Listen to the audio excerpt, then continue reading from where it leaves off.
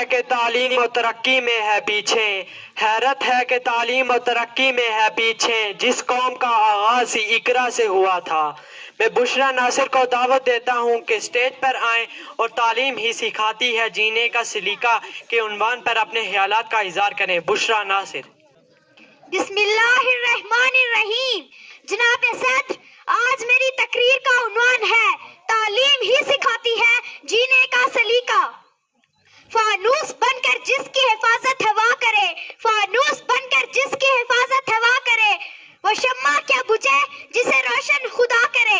اللہ تعالیٰ کی طرف سے پہلی وحی بھی اقرا یعنی پڑھ کے نام سے نازل ہوئی۔ پڑھو اس رب کے نام سے جس نے تمہیں پیدا کیا، اور پھر یہی تعلیم ہے جس کی بدولت انسان اپنے زور بازو پر ترقی کی اعلیٰ مثال قائم کرتا ہے، علم کے سمندر میں غوطے لگاتا ہے، اور پھر حقیر سی سوئی سے لے کر بہاری برکم جہازوں پر اپنے نام کے ٹھپے لگواتا ہے، اور پھر یہ اعلان کرتا ہے میرے ہاتھ میں قلم ہے، میرے ذہن میں اجالا، مجھے کیا دبا سکے گا کوئی ظلمتوں کو پالا، مجھے فکر امن علم تجھے اپنی ذات کا غم، میں طلوع ہو رہا ہوں تو غروب ہونے والا، میں طلوع ہو رہا ہوں تو غروب ہونے والا، کیونکہ تعلیم ہی سکھاتی ہے جینے کا سلیقہ۔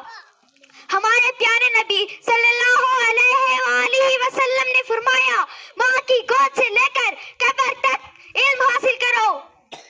قال رسول اللہ طلب العلم فریضۃ علی کل مسلم، علم کی طلب ہر مسلمان مرد اور عورت پر فرض ہے۔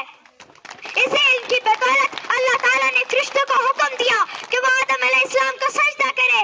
اس علم کی بدولت اللہ تعالیٰ نے انسانوں کو فرشتوں پر فضیلت بخشی۔ جی ہاں جناب صدر، جی ہاں، آسمانی صحیفوں سے لے کر قرآن پاک سے، غار ہرا کے چراغ سے لے کر کوہ نور کی تجلی تک، علم و دانش کی صدا پکار پکار کر کہہ رہی ہے تعلیم ہی سکھاتی ہے جینے کا سلیقہ۔